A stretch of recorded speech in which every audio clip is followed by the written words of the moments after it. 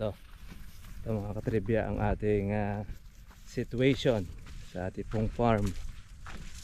Sa pagtagulan, di po pwedeng makarating ang sasakyan. Pero pagka gumanda po ang panahon at nagdiretso araw, na ipapasok naman natin yung ating kolong-kolong. Pero pag ganitong diretso pag-ulan, kaya putik-putik, kaya nanggigilid tayo mga katribya. Tsaga-tsaga lang mga farmers. Darating ang panahon kapag po nasimyento ito, gumanda ang daan, bawi tayo dyan.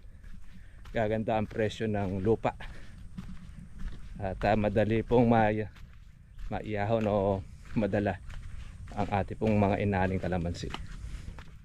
For the meantime, tiis-tiis lang, tsaga-tsaga. Ganoon naman talaga mga farmers.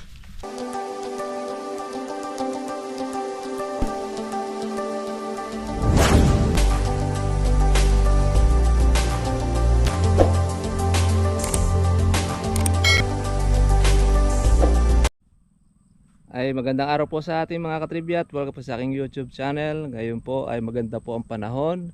Clear po ang langit, wala pong ulap. Kahapon po ay maulap at saka po umuulan. Ngayon po mga katribya, punta po tayo rito sa ating pong farm dahil mahaba na po yung ating damo at kailangan na po natin na matsempuhan po ng ating pag-i-spray. Ngayon ay dala-dala po natin ang ating abono. After po natin na ma-spray po ng pandamo, meron naman po tayong abonong ilalagay sa ating kalamansi. Halos 20 days pa lang po yon, meron na rin tayong baon na tubig. Ngayon, hindi po siya napapasok po ng ating kolong-kolong kahit na yan ay mataas. Dahil grabe po ang putik. Ang gagawin po natin ngayon mga katribya, lalakad po tayo. Kaya dala-dala na po natin lahat ng ating abubot para hindi na po tayo bumalik pagkatapos. Saka ulit tayo babalik dito. Siguro po ang oras po ng ating paglalakad dito ay mga nasa media ora. Medyo may kalayo rin kasi tsaka marami pong putik. Sige mga katribya, balik po tayo ulit po sa ating trabaho para po doon sa ating batang kalamansi. Shoutout po natin si Mang Amang, yung dito taga kapitbahay rin natin na mayroong kalamansian, pero rin siya naalagaan at binati po tayo at napapanood niya po yung ating YouTube channel. Sige mga katribya, start na po tayo habang maganda-ganda po ang araw. Para po nun ay makarami tayo ng ating trabaho.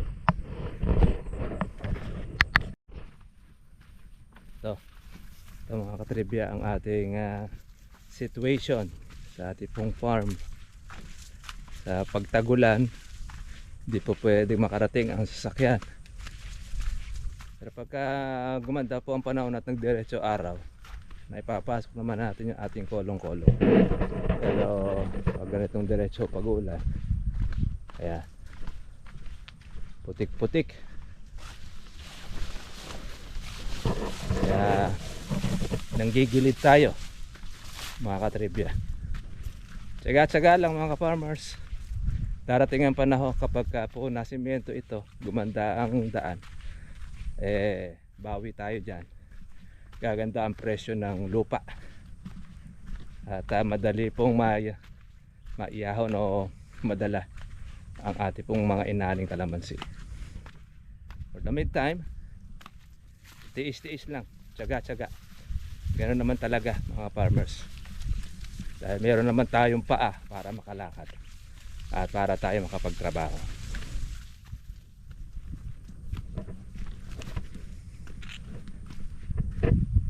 Iwas lang po sa dulas.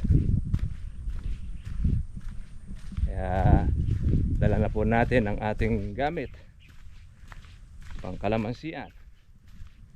Buti na lang at konti pa lang po naman yung ilalagay nating abono sa ating kalamansi.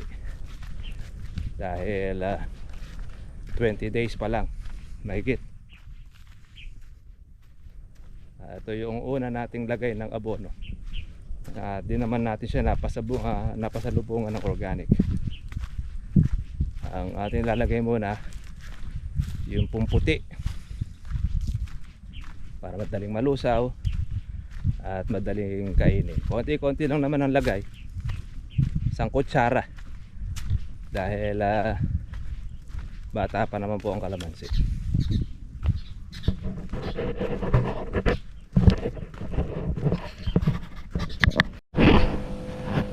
So, mga katribya, spray po tayo ang ating herbicide sa ating damo.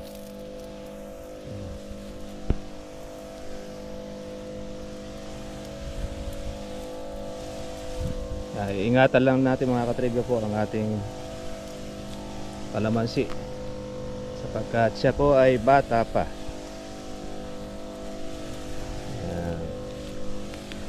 Ito po ay meron tayong takal na abono. Ayan, habang maganda ang klima, agapan na po natin ang ating pag-herbicide.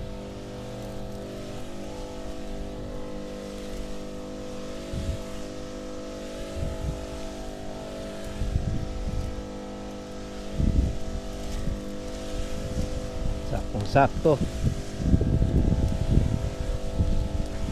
Mahaba na ang mga damo natin.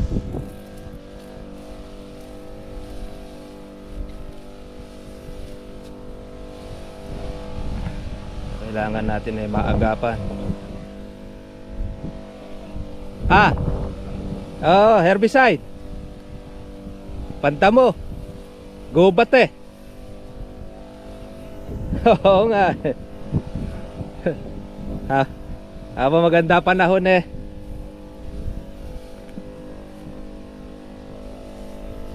Kaya nga.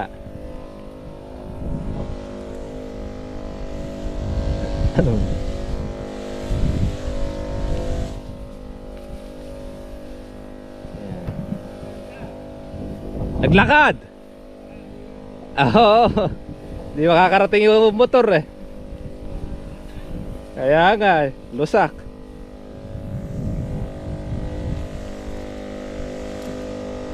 Ayan yung ating tsuhin eh. Naglakad din. Taga-alaga ng kalamansi. Ito. Yung parisyentuhan.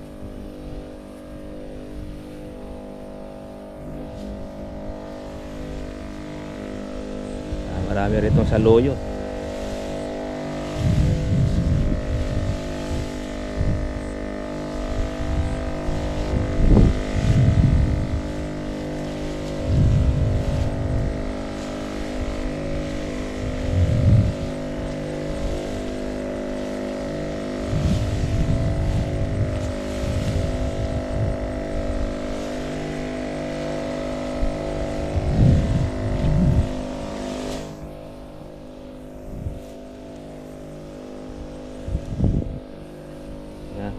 Spray tayo.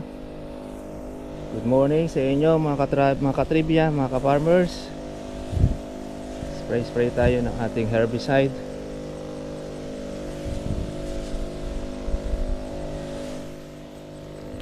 Kailangan na nating agapan habang hindi po siya gubat.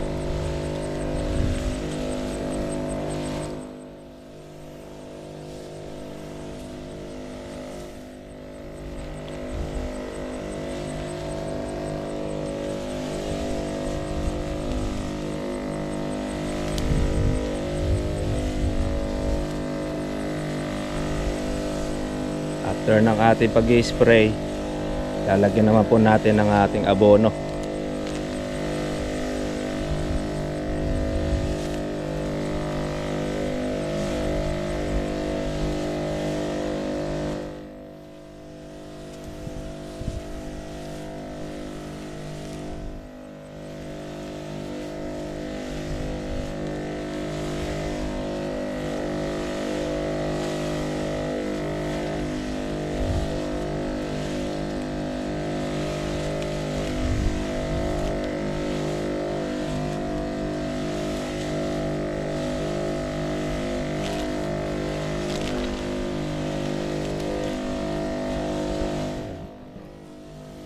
Bunga na yung kalamansi natin, bata pa lang.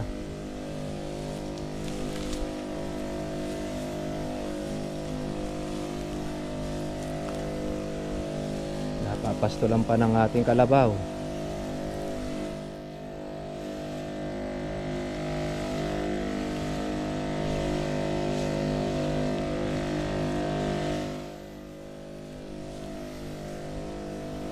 Kalabaw ng ating mga kapitbahay.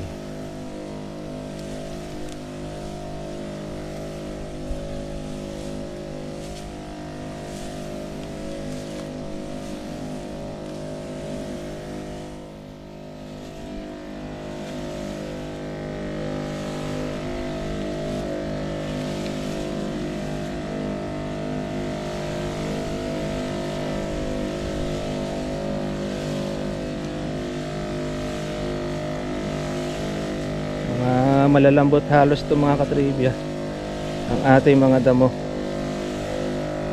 kaya madali lang naman ito mapatay.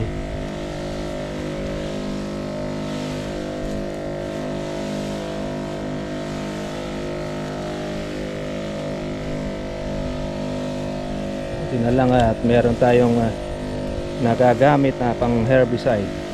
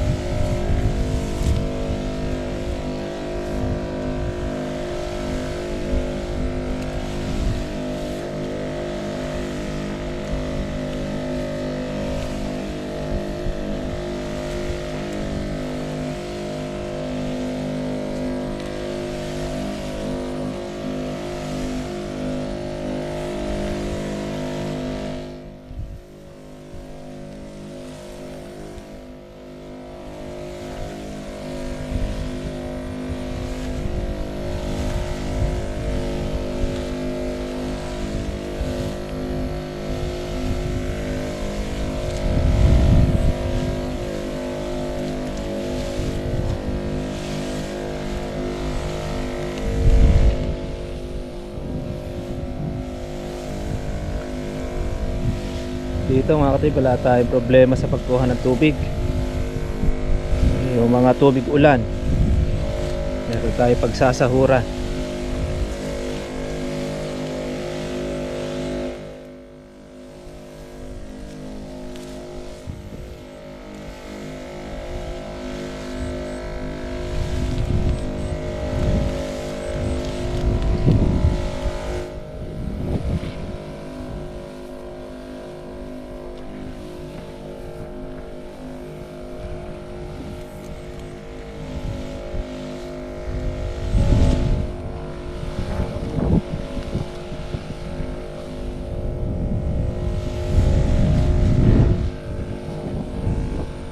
Labong na ito. Sige mga katribya, spray lang po tayo ang ating trabaho sa ating kalamansi, sa ating bagong farm. Damo tayo muna. Tayong nagagrass cutter.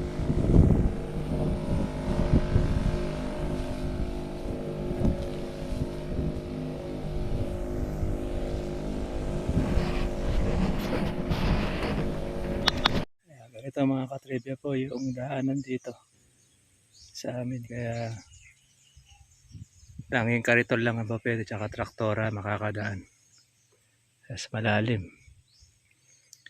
Yan, kaya nilalakad doon natin. Pahinga lang tayo mga katribya dahil mahirap din maggilid dahil madulas. Kaya tsaga-tsaga lang mga ka-farmers. At pag umukay na po yung daanan nito, iginhawa rin. Kaya lang sa tingin natin, sa dami ng mga korupsyon na nangyari, kaya marami mga project ito, kuwan ito, daanan to ng mga farmers, 1,000 hektarya ang nasasakupan ng area na ito. Pagkatagulan ay hindi mapakinabangan. Ganyan ang resulta.